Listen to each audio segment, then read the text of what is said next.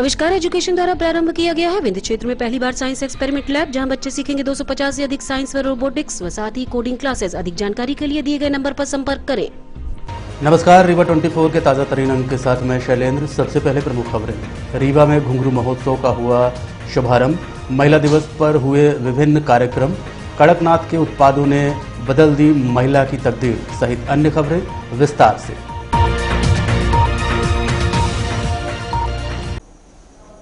रीवा के कृष्णा राज कपूर ऑडिटोरियम में मध्य प्रदेश संस्कृति संचालनालय भोपाल की ओर से घुंघरू महोत्सव का आयोजन किया गया है। घुंघरू महोत्सव का शुभारंभ गत 7 मार्च को स्थानीय कृष्णा राज कपूर ऑडिटोरियम में किया गया। मध्य प्रदेश शासन संस्कृति विभाग के उस्ताद अलाउद्दीन खां संगीत भोपाल द्वारा आयोजित कार्यक्रम के प्रथम दिवस दीप प्रज्वलन से शुभारंभ करने के पश्चात मंचासीन अतिथियों के द्वारा नृत्य के लिए जीवन समर्पित कर देने वाले 2 कलाकारों को राज्य शिखर सम्मान अलंकरण प्रदान किया गया और भुवनेश्वर से आए कलाकार पुष्पिता मिश्रा एवं साथी द्वारा ओडिसी नृत्य की प्रस्तुतियां की गईं। तत्पश्चात भोपाल की वी अनुराधा एवं साथी द्वारा कथक नृत्य की मनमोहक प्रस्तुतियां दी गईं। कार्यक्रम में रीवा कमिश्नर अनिल सुचारी, कलेक्टर मनोज पुष्प, श्री चंद माधव, अल्पना वाजपेयी, जयंत माधव, अलाउद्दीन खां, राहुल रस्तोगी सहित अन्य लोगों की उपस्थिति देखी गई। इसी तारतम्य में आज रीवा स्थित अन्य कलाकारों के साथ बैठक आयोजित की गई, जिसमें रीवा 24 ने बात की।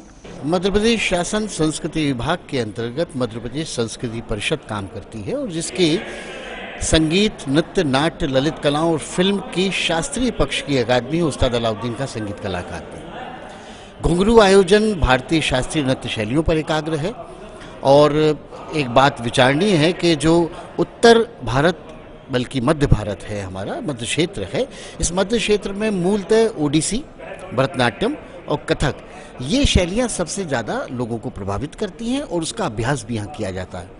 ये घुंघरू नृत्य समारोह 3 दिन का है, जिसमें शास्त्रीय नृत्यों की प्रस्तुतियां हो रही हैं और इसमें मध्य प्रदेश के अलावा देश की भी विख्यात नृत्यांगनाएं आई हुई हैं।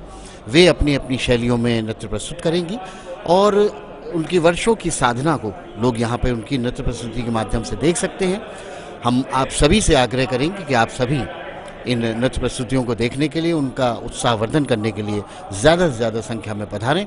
आप सभी को बहुत अच्छा लगेगा और मध्य प्रदेश शासन संस्कृति विभाग की ये पहल आप लोगों को वर्षों तक याद रहेगी। सर, ये इस तरह का ये पहला आयोजन है जो रीवा शहर में हो रहा है? नहीं, ये तो नहीं कहना चाहिए। बहुत पहले, बहुत साल पहले 2006 में घुंघरू समारोह ही के नाम से यहाँ पर किया गया था, पर यह सच है कि उस समय बहुत अच्छा प्रतिसाद इसका नहीं मिला था। नतीजा ये हुआ कि एक लंबा गैप इसमें आया, पर इस बार फिर से शासन ने इस बात की मंशा जाहिर की कि रीवा एक बहुत बड़ी जगह है, रीवा विंध्य क्षेत्र में बहुत सारे कलाकार सक्रिय हैं, तो क्यों ना इसको एक बार फिर से टटोला जाए कि वहाँ के लोगों का टेस्ट बदला होगा, लोगों की रुचियाँ बदली होंगी, लोग इसको देखना चाहेंगे और इसी आशय से इस नृत्य समारोह को यहाँ पर किया गया। सर, 2006 से 2022 एक लंबा अरसा बीत चुका है।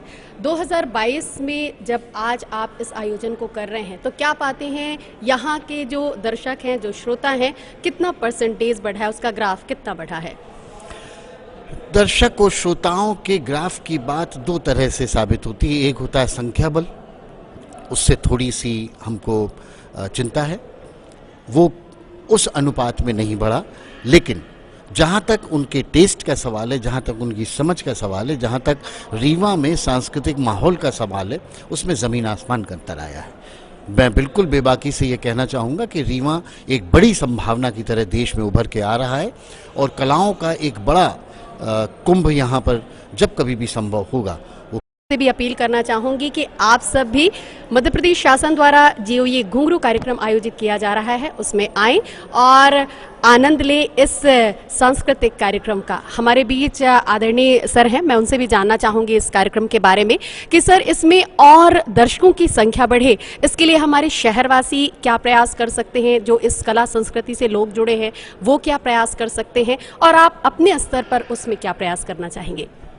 हमने अभी यहाँ जन अभियान परिषद में शहर के गणमान्य लोगों की एक बैठक ली। कला क्षेत्र से जुड़े हुए सारे लोग करीब करीब उपस्थित रहे। इसमें जन अभियान परिषद के प्रवीण पांडे जी ने भी सबसे आग्रह किया, मैं स्वयं जयंत भी से हमारे अधिकारी संस्कृति विभाग के पुराने अनुभवी राहुल रस्तोगी जी ने भी सबका आह्वान किया, सबने वादा भी किया है कि हम इसके साथ जुड़ेंगे। और यहाँ की यदि हमें कुछ समझ में आया है कि शास्त्रीय नृत्य या शास्त्रीय संगीत अभिजात्य है और वो उत्तम है, उसका अपने स्वास्थ्य के लिए भी उपयोग होता है, तो हमने जो बात समझी है वो हम और लोगों तक बताएं। क्योंकि माध्यम तो प्रिंट हो या आपका इलेक्ट्रॉनिक माध्यम हो, पर माउथ मीडिया एक ऐसी चीज़ है कि उसका कोई विकल्प नहीं है। हम आपसे भी आग्रह करते हैं कि अपने जो अच्छा हमें लगा है वो अपने साथियों से शेयर करें और उनको आग्रह करें कि शासन का, अकादमी का ये जो उत्सव है इसमें हम सहभागी हो। बहुत बहुत धन्यवाद सर, और आप सबको बहुत सारी शुभकामनाएं कि ये आयोजन जो है सफल हो। बहुत बहुत धन्यवाद।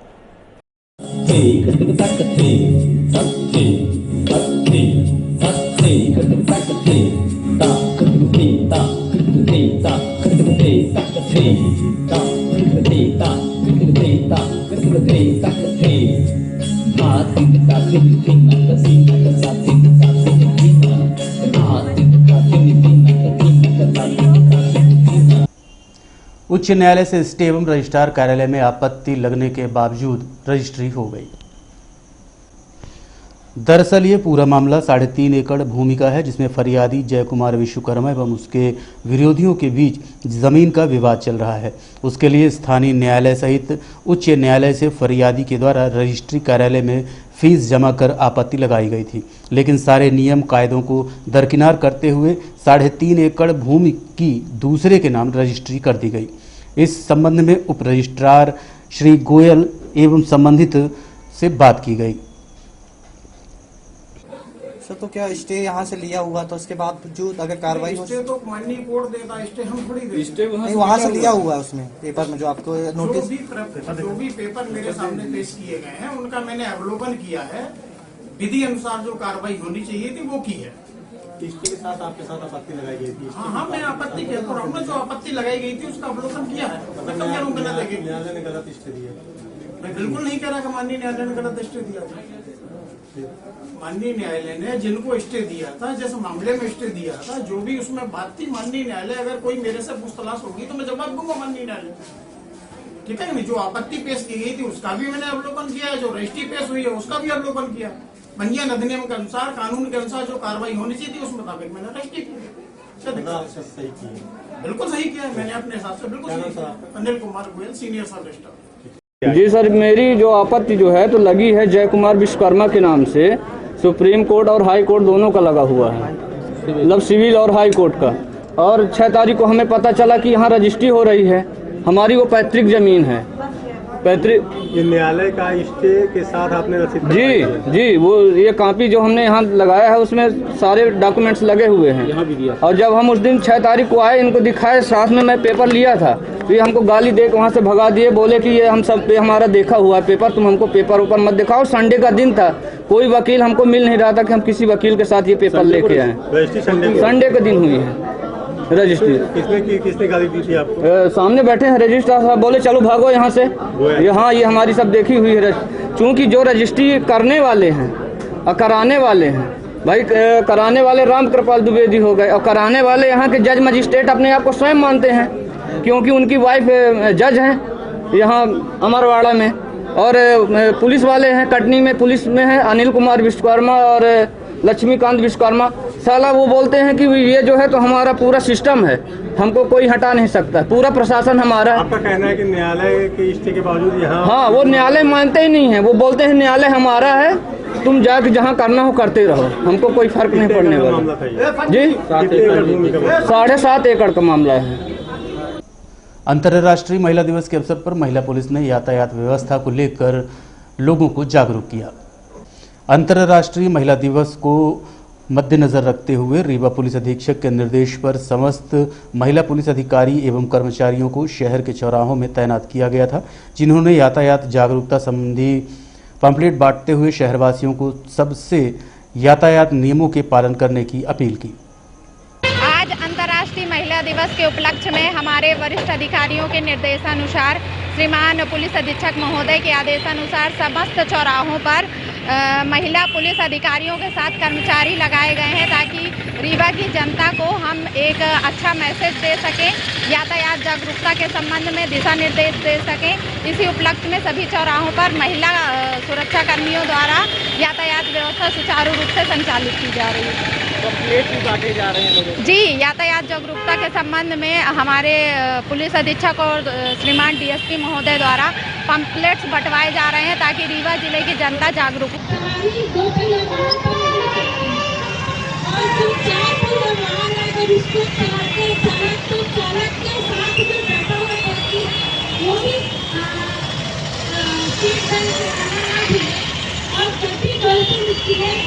रीवा शहर में रामलीला कार्यक्रम का किया गया आयोजन। रीवा में कार्यक्रम आयोजित किया गया। ये कार्यक्रम पिछले 25 वर्षों से पुरानी परंपरा को जीवंत रखने हेतु आयोजित किया जा रहा है। इस संबंध में संबंधित जनों से बात की गई। ये रामलीला पिछले साल भी की गई थी। इस बार 23 तारीख से शुरू है और 15 तारीख तक चलेगी और काफ़ी लोगों का सहयोग भी मिल रहा है।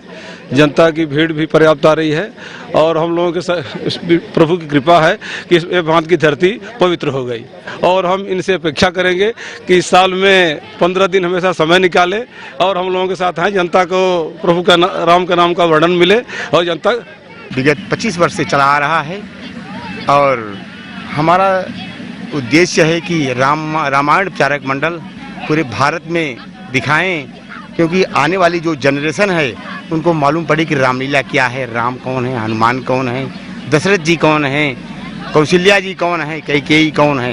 ये हमारा मुख्य लक्ष्य है। हम काशी वाराणसी के हैं, वहाँ से हमारी मंडली, हमारे महंत श्री संत कुमार तिवारी जी हैं।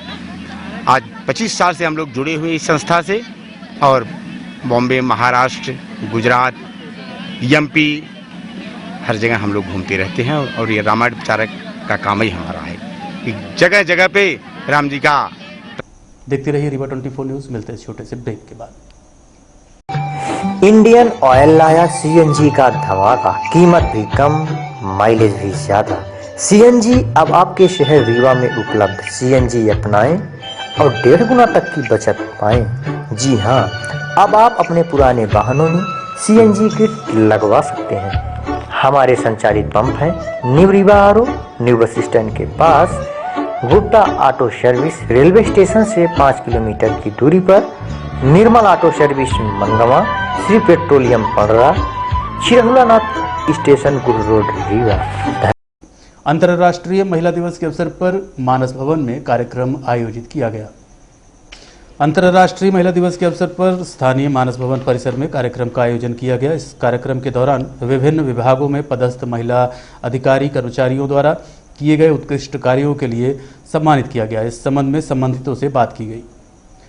आज अंतर्राष्ट्रीय महिला दिवस है, यहाँ रीवा मानस भवन में हो रहा है कार्यक्रम। महिलाओं का मैं तो ऐसा मानती हूँ कि साल में एक दिन नहीं होता है। हम महिलाओं का पूरे साल का दिन जो होता है तो अंतर्राष्ट्रीय महिला दिवस के रूप में ही हम लोगों को मनाते हैं, ऐसा नहीं है। पर आज इसको जो शासकीय हमारे यहाँ विभाग के द्वारा यहाँ पर जो महिलाएं साल भर काम की हैं अपने अपने जो जिस विभाग में, आज उनको सम्मानित किया गया है, जो कि इस क्षण में मुझे भी बुलाया गया। मुझे बहुत अच्छा लगा क्योंकि आज जिस तरह से देख रही हूँ महिलाएं हर क्षेत्र में काम कर रही हैं और आज महिलाएं कमज़ोर कहीं नहीं हैं। आज यह देख करके यहाँ का माहौल, यहाँ पर कलेक्टर साहब, एसपी साहब और कमिश्नर साहब सभी लोग यहाँ पर उपस्थित हैं और सब लोग सम्मानित कर रहे हैं। बहुत अच्छा लग रहा है। आज हमारी महिलाएं बहुत आगे बढ़ रही हैं हर क्षेत्र में। मेरी ओर से अंतर्राष्ट्रीय महिला दिवस पर सभी महिलाओं को ढेर सारी शुभकामनाएं। इन्हीं शुभकामनाओं जी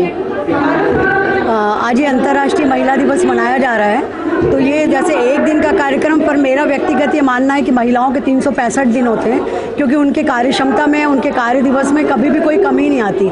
चाहे वो कार्यालय में काम करें या घर में काम करें, सुबह से रात तक उनकी दिनचर्या चलती है। तो महिलाओं के बिना घर नहीं चलता, समाज भी नहीं चलता। तो महिलाओं के 365 दिन। और एक संदेश विशेष तौर पर तो महिलाओं के लिए मैं कहना चाहूँगी कि महिला सशक्तिकरण की हम बात कर रहे हैं, तो महिला सशक्तिकरण का मतलब ये नहीं है कि ताकत में सशक्त होना।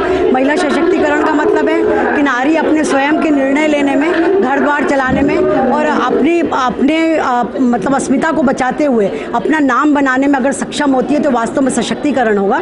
और जो भी महिलाएं बाहर निकल के काम कर रही हैं वो बहुत अच्छे से अपना दायित्व निभा रही हैं, सभी लोग जानते हैं। तो ऐसी महिलाएं, जैसे हम देखते हैं कि कई कार्य क्षेत्र में महिलाएं आगे आ जाती हैं, लेकिन पुरुष के क्षेत्र वहाँ पे भी उनके आगे रहता है। दस्तखत करना हो या कुछ भी करना हो तो महिलाएं उनसे पीछे बिना नहीं करती। तो मेरा ये कहना है कि अगर महिलाएं बाहर निकल रही हैं, चाहे राजनीति हो, चाहे चिकित्सा हो, खेल हो, मतलब एवरी जो भी क्षेत्र हैं जहाँ भी महिलाएं जाती हैं वो खुद अपना क्षेत्र बना सकें, खुद निर्णय लेने में सक्षम हो और एक बहुत अच्छी पहचान बिना अपनी मर्यादा खोए जीवन की हर ऊंचाइयों को छू सकें और अपना परचम लहरा सकें। क्योंकि मैं जानती हूँ कि मुट्ठी में दबे हुए जो रुमाल होते हैं वो केवल आंसू पोंछने के काम नहीं आते, वो कब परचम बन जाएंगे ये कोई जान नहीं।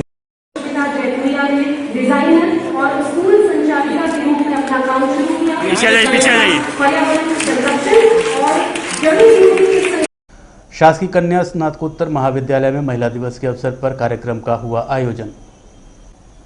अंतर्राष्ट्रीय महिला दिवस के अवसर पर रीवा के स्नातकोत्तर कन्या महाविद्यालय में अपराजित कार्यक्रम का आयोजन किया गया। कार्यक्रम के संबंध में रीवा कलेक्टर से बात की गई। उन्होंने सर्वप्रथम महिलाओं, बेटियों, किशोरियों को महिला दिवस की हार्दिक शुभकामनाएं देते हुए बात की। दिवस पर रीवा जिले की सभी महिलाओं को, सभी बच्चियों को ढेर सारी बधाई और शुभकामनाएं। और जिला प्रशासन इस बात के लिए कृत संकल्पित है कि बच्चियों के जन्म से लेकर और महिलाओं के कैरियर तक और पर्सनल और प्रोफेशनल लाइफ में हम उनकी बेहतरी के लिए हर संभव प्रयास करेंगे। और हमारी कोशिश है कि एक खूबसूरत, हंसता हुआ, मुस्कुराता हुआ जीवन उन्हें प्राप्त हो।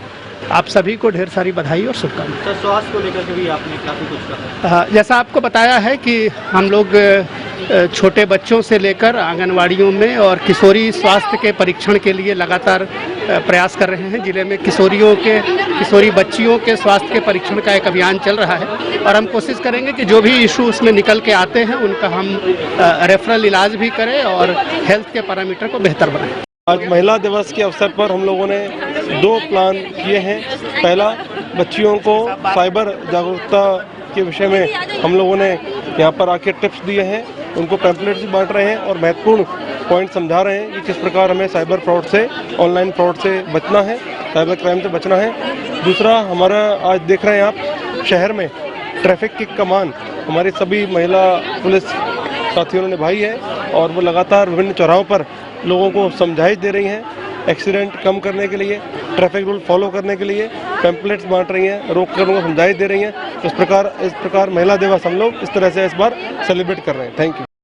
देखते रहिए रीवा 24 न्यूज। मिलते हैं छोटे से ब्रेक के बाद। हड्डी जोड़ एवं रीढ़ रोग तथा स्त्री रोग एवं प्रसूति रोग का इलाज एक ही छत के नीचे। विघ्नहर्ता hospital and trauma centre, hotel landmark के पास, रतहरा, रीवा। डॉक्टर संतोष सोनी, पूर्व चिकित्सक, बॉम्बे हॉस्पिटल, मुंबई।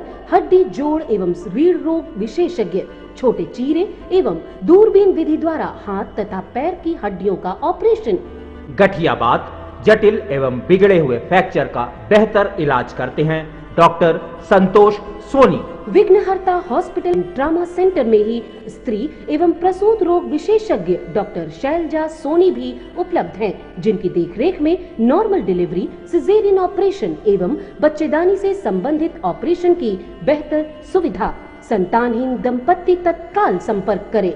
विघ्नहर्ता hospital and trauma centre, hotel landmark के पास, रतहरा, रीवा। सुविधाजनक एवं सफल इलाज हेतु आज ही संपर्क करें।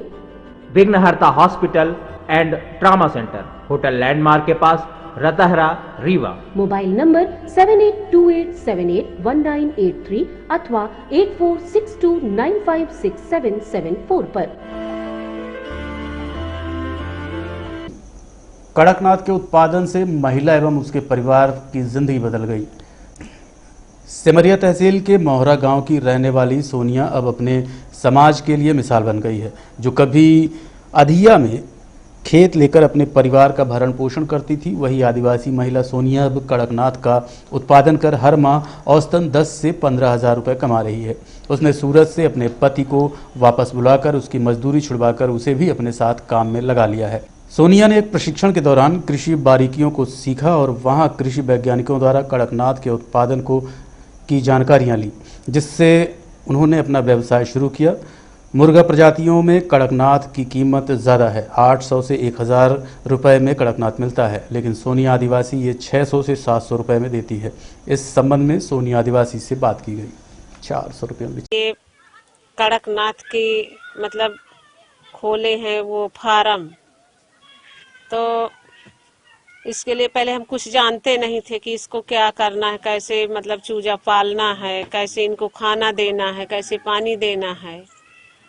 फिर धीरे धीरे ऐसे हमको मतलब नॉलेज हुआ कि जैसे बच्चे पालते हैं उस तरह से पालना है, खाना पीना देना है, उसी तरह से खाना पीना दे के हम बढ़ाए हैं। और क्या कहते हैं, ये जो दाना पानी की बात है, तो हमारे घर में तो दाना नहीं है, लेकिन अब किस कदर से पाले हैं वो हम ही जानते हैं। कैसे शुरुआत की? शुरुआत हो गया अब यही है कि मतलब कमाएं, दिन भर कमाएं, फिर 200-300 मिला उसी का दाना लाएं, तो कुछ बच्चों को दिए, कुछ उनको दिए। इस हालात थी हमारी कि मतलब खाने के लिए नहीं था, कमा के लाएं तो खाएं। अयोध्या में खेती करें तो वो तो 6 महीने में आता है, पहले तो आता ही नहीं है।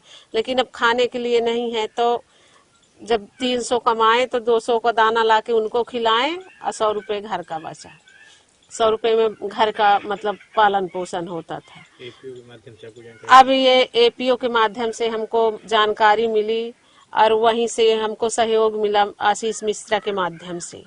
अब बस इतना ही बोलना चाहिए। कितने स्टार्टिंग में आपने कितने कड़कनाथ लाए थे? स्टार्टिंग में हमने 1000 कड़कनाथ लाए थे चूजा, तो उसमें से मतलब कहते 200 के करीब खत्म हो चुके थे लाते। हाँ, उसी में मतलब जब उतरे थे तभी खत्म हो चुके थे। अंडे भी ले जाते हैं? अंडे भी ले जाते हैं लोग, अंडे देती हैं मुर्गी, अंडे भी बेचते हैं। मतलब 4 से 5 तक मतलब आ जाता है, मतलब महीने में 4 से 5 हजार तक। कितने कड़क?